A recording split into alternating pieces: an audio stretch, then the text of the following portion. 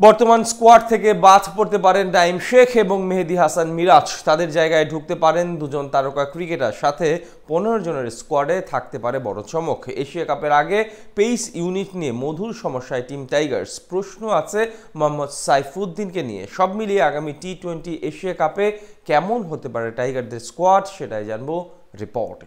আগামী সেপ্টেম্বরে মাঠে গড়ানোর কথা 2025 টি-20 এশিয়া কাপ। 8 দলের টুর্নামেন্টটি হবে সংযুক্ত আরব আমিরাতের মাটিতে। আসর সামনে রেখে প্রায় সবগুলো দল নিজেদের স্কোয়াড গোছাতে ব্যস্ত হয়ে পড়েছে।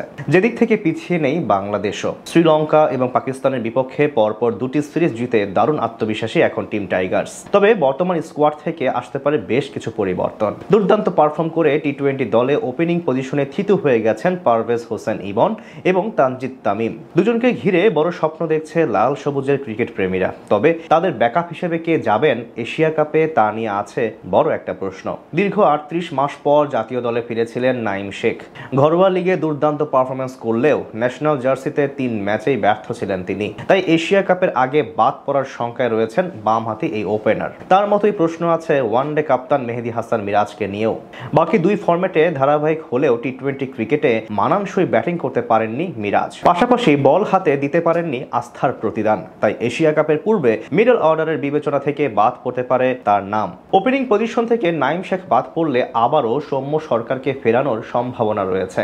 গত গ্লোবাল সুপার লিগে মোটামুটি উজ্জ্বল ছিলেন এই ব্যাটার। 3 নম্বর পজিশনের জন্য থাকবেন অধিনায়ক লিটন কুমার দাস। প্রথমবারের মতো কোনো বহুজাতিক টুর্নামেন্টে বাংলাদেশ দলকে নেতৃত্ব দিবেন তিনি। এদিকে স্কোয়াড নির্বাচনের সবচেয়ে বড় সমস্যায় পড়তে পারে মিডল অর্ডার নিয়ে। বর্তমান স্কোয়াডে থাকা সদস্যদের মধ্যে একমাত্র তাওহিদ হৃদয় স্বীকৃত মিডল অর্ডার ব্যাটসম্যান। তাই আপাতত তার সঙ্গে নুরুল হাসান সোহান অথবা তরুণ মাহিদুল ইসলাম অঙ্কন হতে পারেন একমাত্র সঠিক সমাধান। গত বিপিএল ও ডিপিএল এ ব্যাট হাতে বেশ উজ্জ্বল ছিলেন এই দুজন। তাই মিরাজের জায়গায় 5 বা 6 নম্বরে তাদের দুজনের একজন ডাক পেতে পারেন এশিয়া কাপের স্কোয়াডে।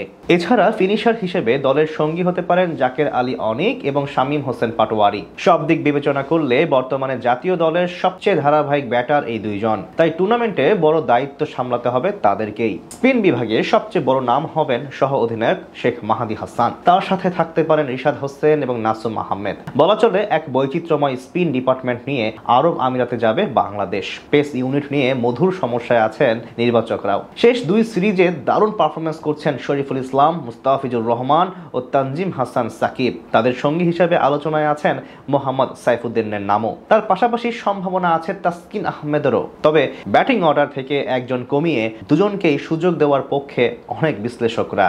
শ্রীলঙ্কা এবং পাকিস্তানের বিপক্ষে পরপর দুটি সিরিজ জিতে দারুণ আত্মবিশ্বাসী এখন টিম টাইগার্স।